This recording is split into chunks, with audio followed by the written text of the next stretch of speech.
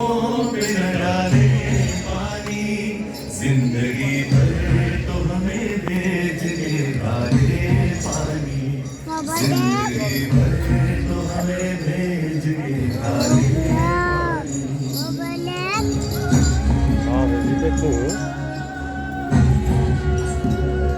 आसमां क्या यही बाकी रात समझाने को, लाके मुल्क में रखा है हमें तड़पाने को।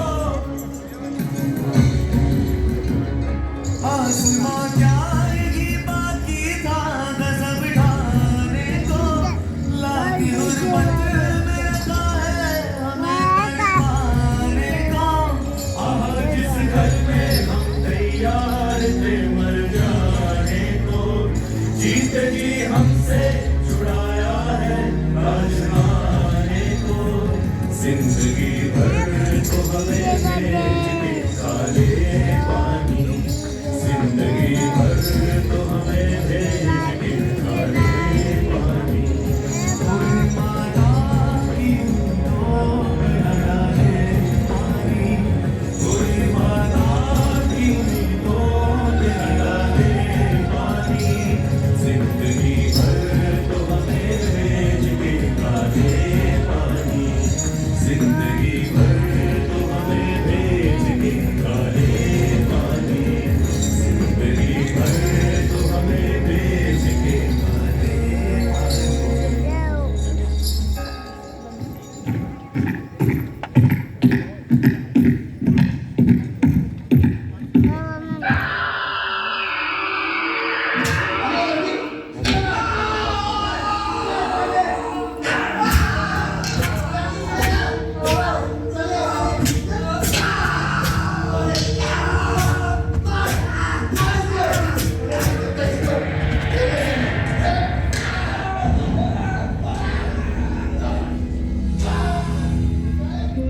अब भी मौजूद है जुल्मों की निशानी लोगों, दरो दीवार पे लिखी है कहानी लोगों। कहां से शुरू करूं ये कहानी? जुल्मों सितम की ये दास्तां, आजादी के परवानों की वीरता और त्याग की गाथा। मैं जो एक रूह हूं, आत्मा हूं, उन तमाम लोगों की जिन्होंने अपने खून पसीने से, अपने बलिदान से, जान की कुर्बानियों से इस मिट्टी के जर्रे जर्रे को आजादी का तीरथ बना दिया। मैं गवाह हूं उस जुल्म का जो यहां आदम के बेटों ने आदम के बेटों पर बेरहमी से ढाए। सदियों से मैं इसी जगह मौजूद हूं।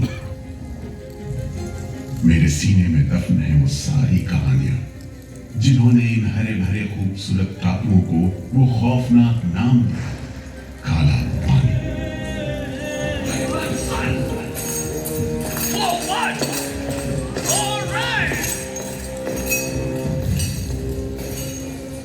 तो वहीं से शुरू करते हैं, उसी हरियाली से जो कैद करने वालों के जुल्म और कैदियों के खून पसीने से बेदाग थी।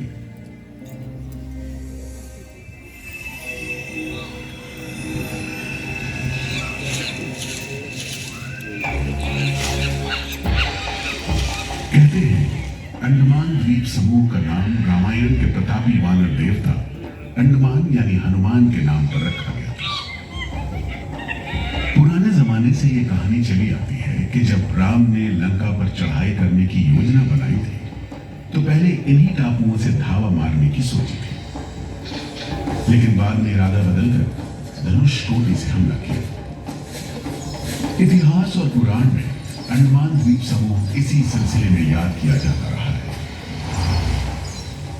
पूरी दूसरी शताब्दी के रोमन भूगोल शास्त्री टॉमी ने इन टापुओं को दुनिया के पहले नक्शे में जगह दी और नाम रखा एग्डेवन, एक ग्रीक गॉड एगेमेम्नोन के नाम पर, जो भाग्य का प्रतीक है। इन टापुओं की तरफ लोगों का आना शुरू हुआ। धर्म प्रचारक, लुटेरे, बागी, मल्ला, किस्मत आजमाने को निकले जहाजी, हर तरह के लोग यहां आते रहे।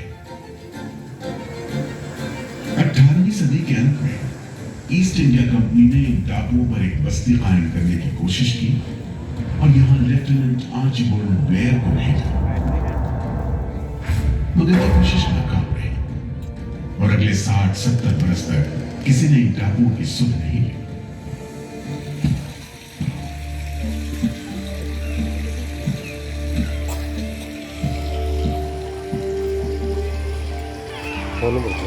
बढ़ जाएगा कहते दिन के जरा जाते देखा करता है।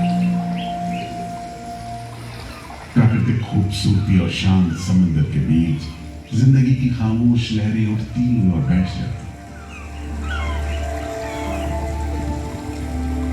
उगते सूरज के साथ पक्षी जागते और डूबते सूरज के साथ इन टापुओं पर जिंदगी सुकून से सो जाती। कि तभी भारत का पहला स्वाधीनता संग्राम यानी 1857 की आजादी की लड़ाई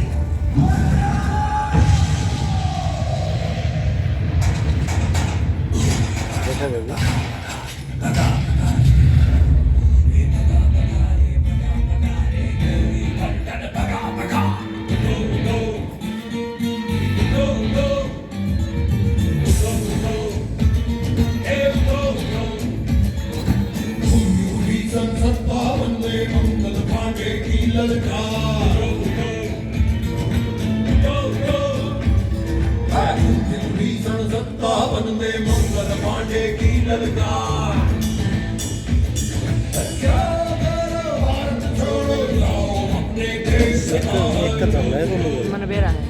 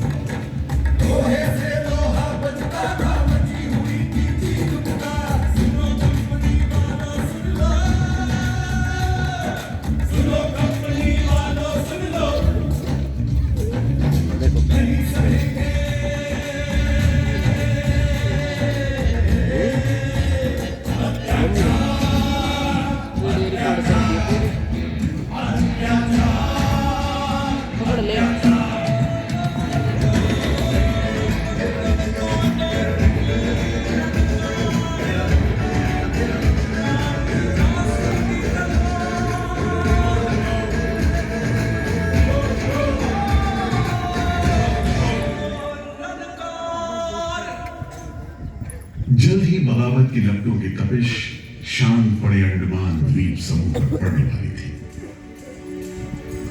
आजादी के मतवालों को सबक सिखाने के लिए फिरंगी सरकार ने 15 जनवरी 1858 को पूरे के पूरे अंडमान द्वीप समूह को एक कैद खाने में बदलने का फैसला किया। His Excellency Governor General ने काउंसिल ने ये फैसला किया है कि अंडमान आइलैंड में कैदियों की एक बस्ती बनाई जाए। इसमें शुरू में ऐसे मुजरिम रखे जाएं जिन्हें बगावत और राजद्रोह और इससे ताल्लुक रखने वाले दूसरे अपराधियों के लिए कैद या देश निकालने की सजा दी गई हो। और इस तरह अंडमान द्वीप समूह की पुरानी खाड़ी का नाम लेफ्टिनेंट आर्चिबाल्ड ब्लेयर के नाम पर पोर्ट ब्लेयर रखकर मुजरिमों की बस्ती कायम की गई। सन 57 के वीरों के नक्शे कदम पर कुछ ही साल बाद अंडमान की धरती पर पैर रखे वहाबी आंदोलन के राजनीतिक बंदियों ने 1860 से 1872 के बीच बहुत से वहाबी आंदोलनकारी अंडमान भेजे गए। सरहदी सूबे का रहने वाला एक पठान शेर अली आफरीदी भी अंडमान में उस समय उम्र कैद की सजा काट रहा था और अंग्रेजों से बदला लेने के लिए मौके की तलाश में था।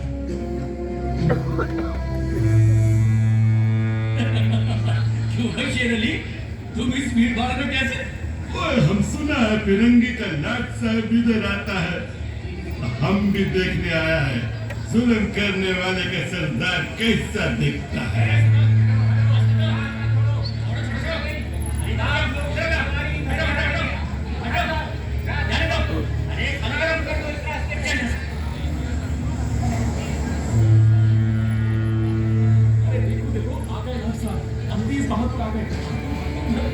मिस्टर बर्ड, मैं सोचता हूँ कि इस खूबसूरती के बीच रहने के लिए प्रिजनर होना भी मैं एक्सेप्ट कर लेता।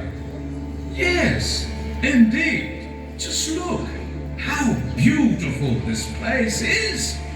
ये प्रिजनर लोग इस खूबसूरती को नहीं देखते, वरना इस टापू को प्रिजन नहीं स्वर्ग समझते। यस सर, आप ठीक कहते हैं। इधर आइए प्लीज।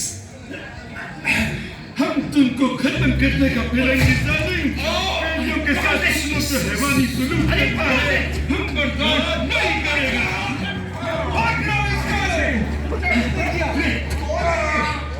शेर अली है सजा याफ्ता कैदी, सजा में रियायत पाकर नाई की दुकान चलाता है। जैसा कि होना था, शेर अली को फांसी हो गई।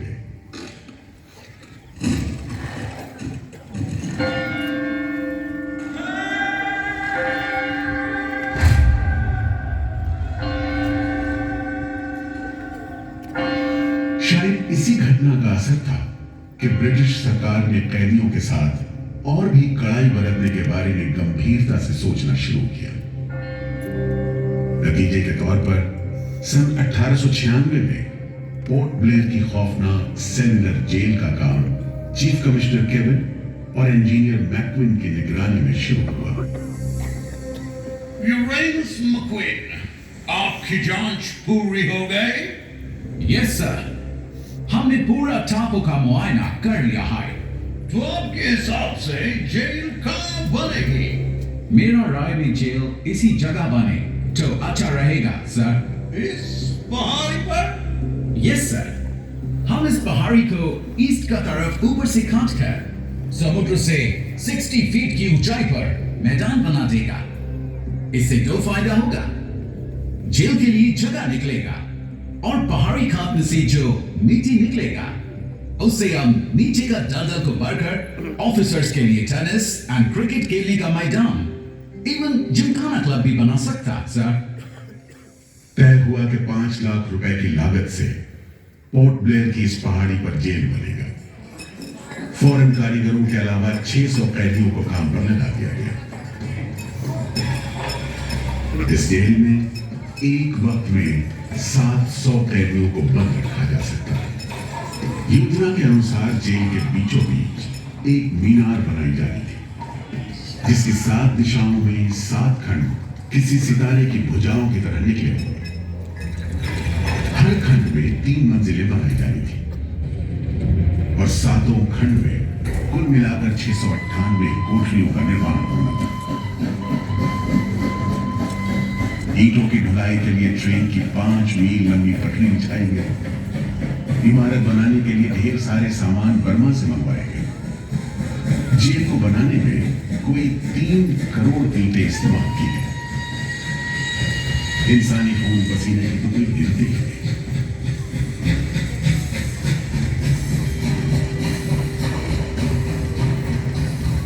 सुबह, दोपहर, शाम, रात घोड़े चलते रहे और काम होता रहा। दीवारें उठनी शुरू हो गई। आखिरकार 10 साल बाद सन 1906 में यह विशालकाय जेल तैयार हुई और यहीं से अंडमान के इतिहास का सबसे काला दौर शुरू हुआ।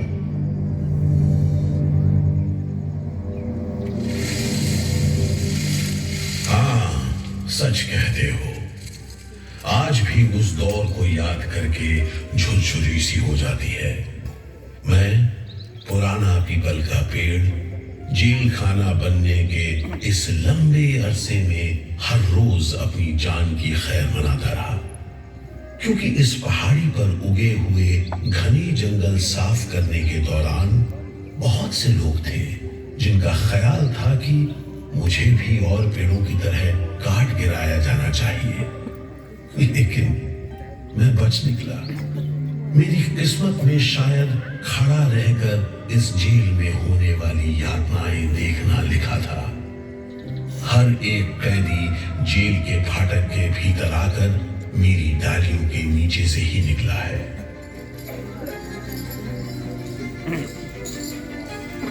जैसे जैसे अंग्रेजी शासन के खिलाफ आजादी की मांग तेज हुई, ब्रिटिश सरकार ने सेलुलर जेल के फाटक हर छोटी बड़ी बात के लिए खोलने शुरू कर दिए। किसी ने पर्चा निकाला तो अंडमान जेल, किसी ने लेख लिखा तो अंडमान जेल। लेकिन जब आजादी की लौ दिल में जल रही हो तो लोगों को कब तक रोका जा सकता है? 20वीं सदी शुरू होते होते फिरंगी सरकार के खिलाफ जंग में तेजी आ गई। अलीपुर षड्यंत्र कांड, चटगांव डकैती कांड, काकोरी कांड, लाहौरी बम कांड, मोपला विद्रोह, नासिक षड्यंत्र, कितने मामले गिनवाए, ये सूची लंबी है। लिहाजा एक नए किस्म के अभियुक्तों ने अंडमान की सेलुलर जेल में कदम रखा। ये नई किस्म थी क्रांतिकारियों की। क्या शानदार लोग थे, मस्ती में झूमते गीत गाते जेल में कदम रख रहे थे, मानो जेल नहीं मंदिर जा रहे हो। आजादी के ये परवाने देश के कोने कोने से आए थे। सरफरोशी की तमन्ना अब हमारे दिल में है, देखना है जोर कितना बाजुए का दिल में है। वक्त आने दे बता देंगे तुझे आसमां, हम अभी से क्या बताएं क्या हमारे दिल में है। सोहन सिंह भगदा हाजिर। मोतीलाल वर्मा हाजिर। पंडित परमानंद शास्त्री हाजिर है। बटुकेश्वर दत्त हाजिर। सचेंद्र नाथ सान्याल हाजिर। उल्लासकर दत्त हाजिर। पृथ्वी सिंह आजाद, पृथ्वी सिंह आजाद हाजिर।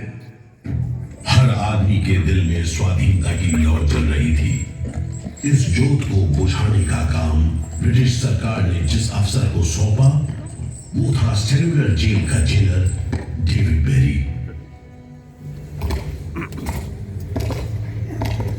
जमादार। जी हुजूर। नया कैदी लोग आया? जी सरकार, सभी लाइन से खड़े हैं। ठीक है, सुनो, इनसे कह दो कि इस जगह पर हम शेर को पालतू बनाता है। तुम जेल का दीवार देखता है, जानता है इसको इतना नीचे क्यों बनाया? इधर से कोई भागने को नहीं सकता। यह सब तरफ 1000 माइल्स तक पानी है और ऊपर खुदा है, और तुम हमको देखता है? हम इधर का खुदा है, डेविड बेरी। Get it? इस तरह कैदियों से ठस भरी जेल की गंदी सीलन भरी बदबूदार हवा में कैदियों का बंदी जीवन शुरू होता है।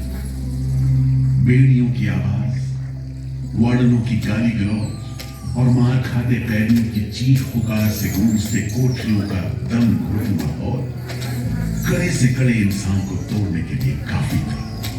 लेकिन इन कोठरियों में ऐसे बंदी भी आए जिन्हें ये माहौल हताश करने के बजाय जुल्म का मुकाबला करने की प्रेरणा देता रहा। वीर विनायक दामोदर सावरकर। ये नाम ऐसे ही बंदियों में बड़े सम्मान के साथ लिया जाता है। जयोस्तु ते जयोस्तु ते जयोस्तु ते जयोस्तु ते जयोस्तु ते जयोस्तु ते जयोस्तु ते जयोस्तु ते जयोस्तु ते जयोस्तु ते जयोस्तु ते जयोस्तु ते जयोस्तु ते श्री महामंगले शिवस्मरे शुभदे श्री महामंगले शिवस्मरे शुभदे स्वतंत्रते भगवती पावनं यशोदां वन्दे जयोस्तु ते जयोस्तु ते जयोस्तु ते जयोस्तु ते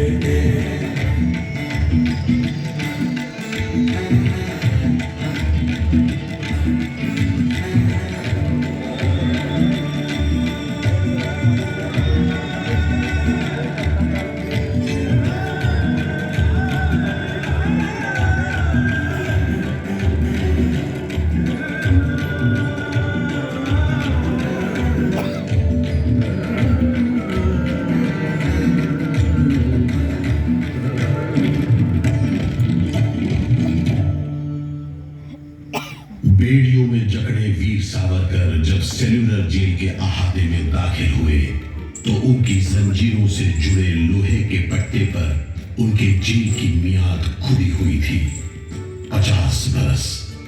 24 दिसंबर 1910 से 30 दिसंबर 1960 तक। विल सावरकर, तुमको 2 बार का उम्र कैद का सजा मिला है। 50 बरस बाद सरकार तुमको छोड़ देगा। मिस्टर बेरी, तुम्हें विश्वास है कि तुम और तुम्हारी सरकार 50 बरस यहां रह पाएगी? सावरकर को इस बात में रत्ती भर भी शक नहीं था कि आजादी की जो लपटें हिंदुस्तानियों के मन में धड़क रही हैं, उन्हें अंग्रेज अब बुझा नहीं सकेंगे और जल्द ही उन्हें जाना होगा। इसी प्रबल विश्वास के बल पर सावरकर 10 बरस लंबा अरसा सेल्यूलर जेल की एक ही कोठरी में रह सके। उन्हें बहुत ही खतरनाक कैदी करार देते हुए इतने कड़े पहरे में रखा गया था कि उनके भाई गणेश को 2 बरस तक पता भी नहीं चला कि वीर सावरकर उनके ही नक्श कदम पर चलते हुए सेल्यूलर जेल आ पहुंचे। जहां बरसों की तकलीफ है, जेलर के जुल्म है, कड़ी मेहनत और नितांत अकेलापन है, जहां जिंदगी 13 फुट लंबी और 7 फुट चौड़ी कोठरी में सिमट कर रह करती है।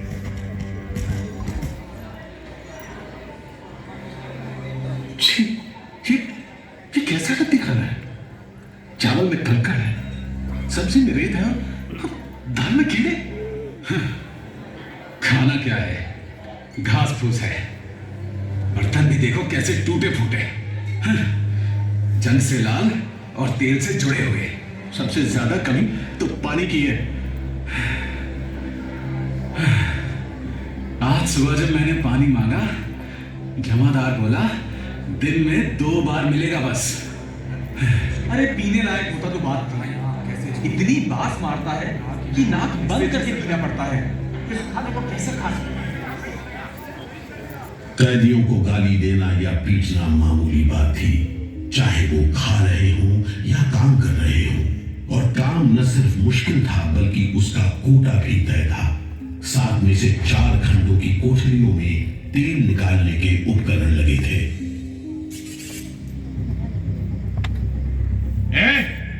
इंदुभूषण, सुधीर, हेमचंद्र, तुम लोग इधर चलो। नारियल के बोरे उठाओ। हर बोरे में है 25 सेर नारियल। इन्हें पहुंचाओ तीसरी मंजिल पर। शाम तक हर आदमी को 30 पाउंड तेल निकालना है, समझे? हम इतना तेल कैसे निकालेंगे? वो मशीनें तो हाथ से चलानी पड़ती हैं। जबान मत लड़ाओ बदमाश। जो हाथ बम पिस्तौल चलाते हैं वो मशीन नहीं चला सकते। चलो जल्दी करो, भाग कर जाओ और काम करो।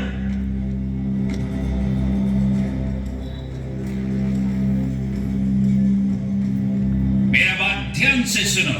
जी हुजूर।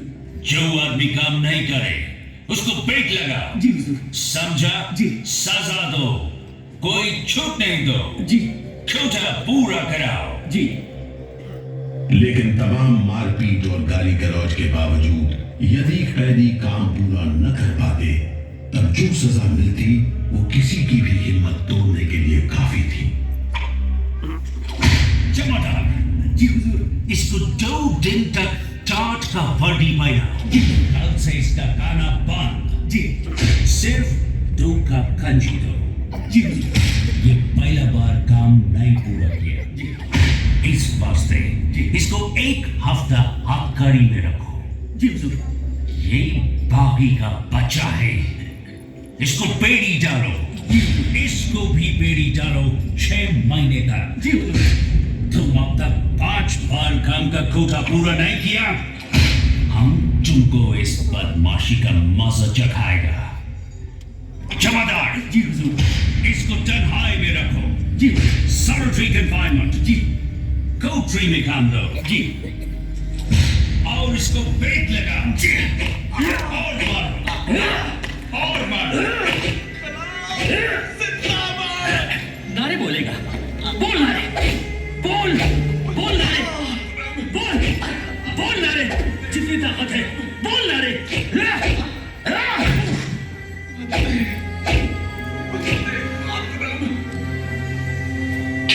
उल्हासकर दत्त ने इस सारी तकलीफ की दिल को छू देने वाली तस्वीर खींची है। हमारे गांव में तेल के लिए कोल्हू में बैल जोते जाते हैं, वो भी दिन में 10 से 12 सेर से ज्यादा तेल नहीं निकाल पाते।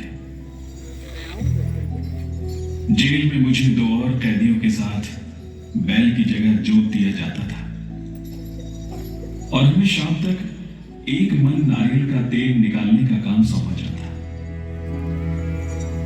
जमादार हमें दौड़ने पर मजबूर करते और रफ्तार धीमी होने पर कोड़े मारते। हर रोज न जाने हम कितनी बार लड़खड़ाते, गिरते और मार खाते, और ये सिलसिला निरंतर चलता रहा।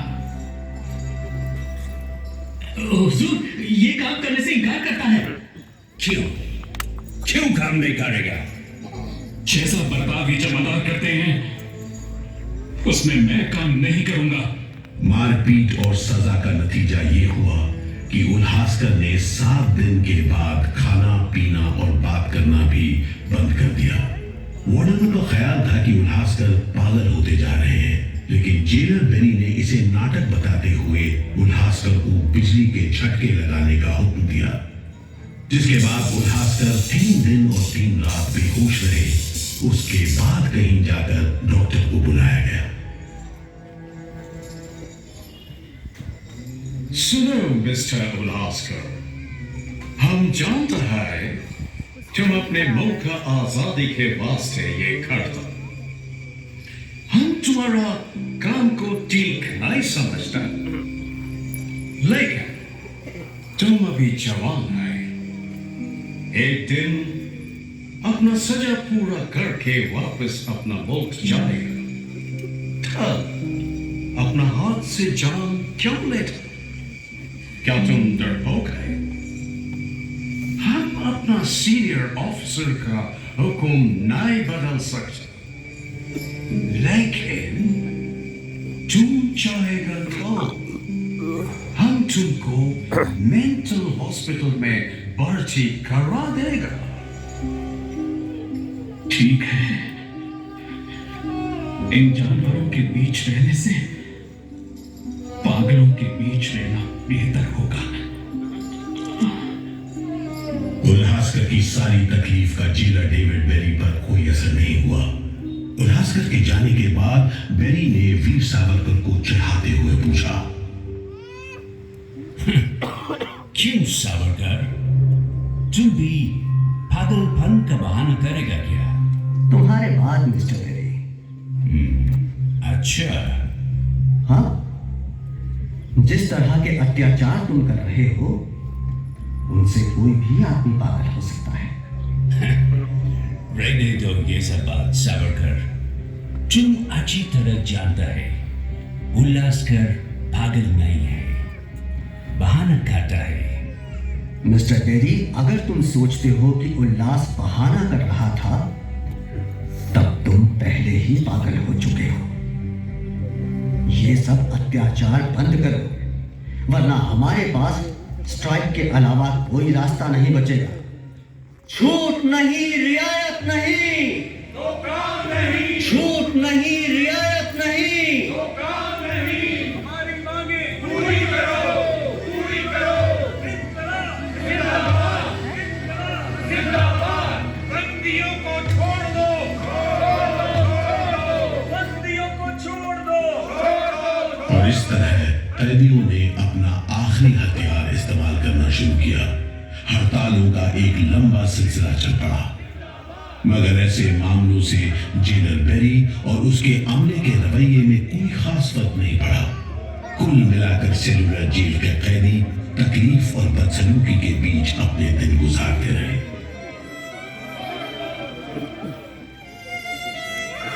मगर एक सुख का स्मरण ना करना नाइंसाफी होगी। वो सुख था बुलबुलों की चहक, उनका मधुर स्वर, उनके झुंड कल कल करते नारियल के टुकड़ों पर टूट पड़ते। गंभीर विचारों से मुक्ति पाने के लिए मैं मन को बलपूर्वक इन बुलबुलों की चहक में लगाए रखता। मैं अपनी भाषा उन्हें सिखाने में असमर्थ था। यदि सिखा पाता तो मैं उन्हें देश प्रेम के गीत सिखा देता, ताकि अगर कोई मेरी कोठरी खोजता हुआ आए तो लोग कहें कि जिसके सामने बुलबुल देश प्रेम के गीत गा रही हो वही सावरकर की कोठरी है। एक बार में 3 कैदियों को फांसी पर लटका दिया जाता। दिल दहला देने वाली चीखें निकलती, जेल का घंटा घनघना उठता, जेल की मीनार पर लगी बत्ती जलती बुझती रहती और 8 मील दूर तक खड़े जहाजों तक खबर पहुंच जाती कि फिर से कुछ कैदियों को फांसी पर लटका दिया गया है। 12 मई 1933 को कैदियों ने फिर भूख हड़ताल का सहारा लिया। भूख हड़ताल करने वालों में सरदार भगत सिंह के बहादुर साथी महावीर सिंह भी शामिल थे। हड़ताल के 5वें दिन जब कैदियों को जबरदस्ती खुराक दी जाने लगी तो महावीर सिंह ने ताकतवर विरोध किया। जालिमों, तुम नहीं जानते कि हम कौन हैं। हम मर सकते हैं पर छुपकर नहीं रह सकते। हमें ऑर्डर मिला है तुम्हें दूध पिलाने का। चलो जमादार, पकड़ो इसे।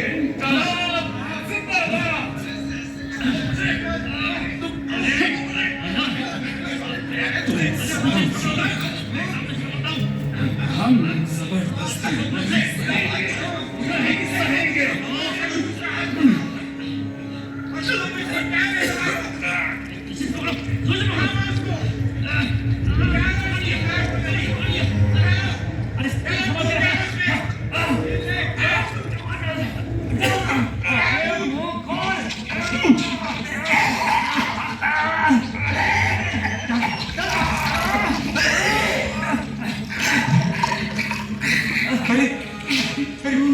क्या हो गया?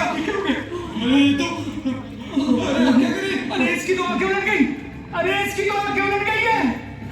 अब क्या करें? लगता है दूध इसके फेफड़ों में चला गया है। क्या हो?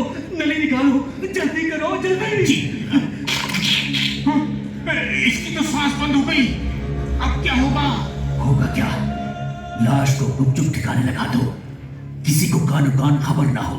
मैं तो कहता हूँ साहब, इसकी लाश को बोरे में डालकर पत्थर से बांधकर समंदर में बहा दीजिए। किस्सा खत्म। ऐसा ही करो, झटपट ले जाओ उसे, झटपट ले जाओ। लेकिन ये खबर छिपी नहीं रह सकी। जब लोगों को पता चला तो देश भर में विरोध की भीषण लहर फैल गई।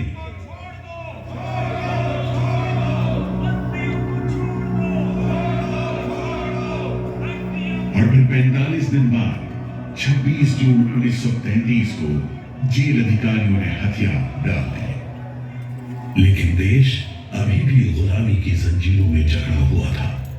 इन्हीं हालात में सन 1937 के संवैधानिक सुधार लागू किए गए और कांग्रेस ने अनेक प्रांतों में मंत्रिमंडल कायम किए। स्वाधीनता की तरफ बढ़ते कदमों में तेजी लाने के लिए अंडमान के सेलुलर जेल के बंदियों ने भी आवाज बुलंद की। बंदियों की रिहाई, स्वदेश वापसी और राजनीतिक बंदियों के लिए बेहतर सुविधाएं हासिल करने की मांग को लेकर 24 जुलाई 1937 को सेलुलर जेल के कैदियों ने सामूहिक अनशन शुरू किया।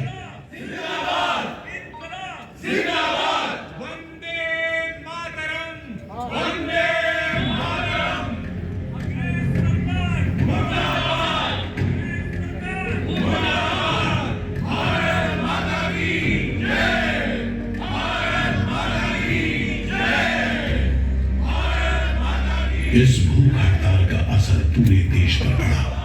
जगह जगह कैदियों के समर्थन में आंदोलन होने लगे। सारे देश के राजनीतिक बंदियों ने अनशन शुरू कर दिया।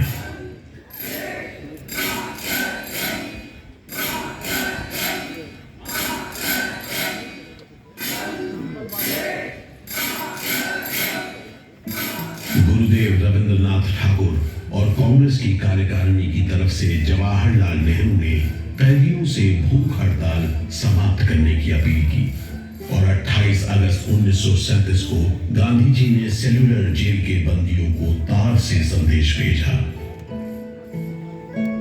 मैं गुरुदेव रविंद्रनाथ टैगोर और वर्किंग कमेटी की राय में अपनी अपील भी जोड़ना चाहता हूँ। आप सब हड़ताल वापस ले लें और हम पर भरोसा रखें। हम आपको राहत दिलाने के लिए पूरी कोशिश कर रहे हैं। कैदियों पर गांधी जी की इस अपील का बहुत असर पड़ा। सभी कैदियों ने आपस में सलाह करने के बाद जवाब दिया। देशव्यापी अपील और आपके संदेश ने हमारे दिलों को छू लिया है। हम इस भरोसे पर भूख हड़ताल मुलतवी कर रहे हैं कि सारे देश ने हमारी मांगों और हमारे उद्देश्य को अपना बना लिया है।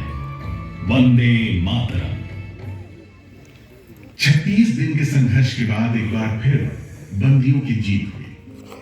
नतीजे के तौर पर सितंबर 1937 से सेलुलर जेल के कैदियों की स्वदेश वापसी शुरू हो गई। आखिरी जत्था जनवरी 1938 में रवाना हुआ और 80 साल बाद सेलुलर जेल राजनीतिक बंदियों से खाली हो गई और अंडमान द्वीप समूह के इतिहास का एक तकलीफदेह दौर खत्म हो गया।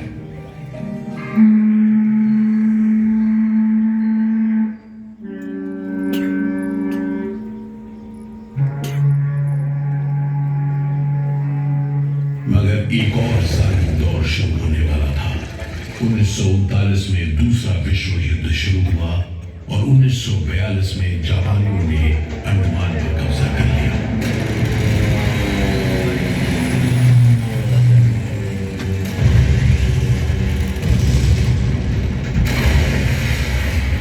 हालांकि अंडमान पर जापानियों का कब्जा सिर्फ 3 साल रहा, लेकिन इस अरसे में ही उन्होंने काफी जुल्म उठाए।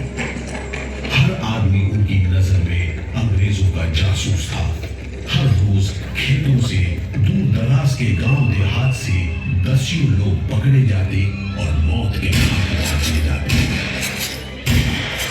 बहुत से लोग तो खाने की कमी के कारण जहाज पर लाद कर दूर समंदर में फेंक दिया।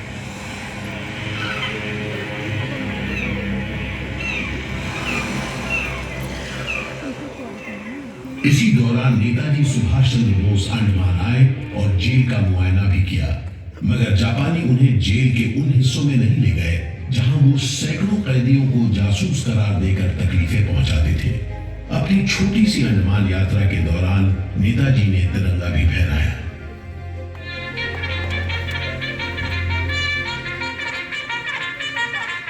अगस्त 1945 में दूसरा महायुद्ध समाप्त हुआ और 3 साल 6 महीने 15 दिन के कब्जे के बाद अक्टूबर 1945 में अंडमान की जापानी छावनी ने अंग्रेजों के आगे हथियार डाल दिए।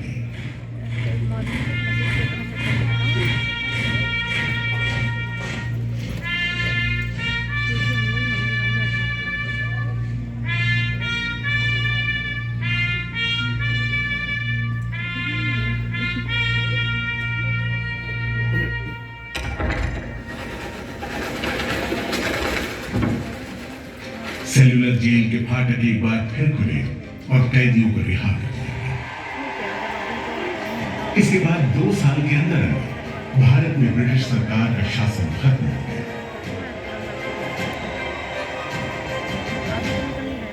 अंडमान द्वीप समूह अब काला पानी के खौफनाक नाम से नहीं जाना जाता, लेकिन ये सारी तकलीफें जो आजादी के प्रेमियों ने यहाँ झेली, वो सारी कुर्बानियां जो देशभक्त वीरों ने यहाँ दी, आज भी देशवासियों के दिलो दिमाग पर छपी हुई है।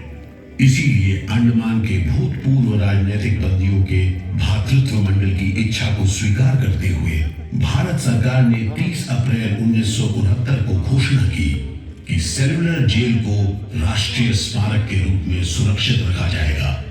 भारत की आजादी के दीवानों ने जो अमानवीय यातनाएं इस कारागार में सही, ताकि भारतवर्ष आजादी की उन्मुक्त हवाओं में सांस ले सके, उन बलिदानों को आने वाली पीढ़ियां भूल नहीं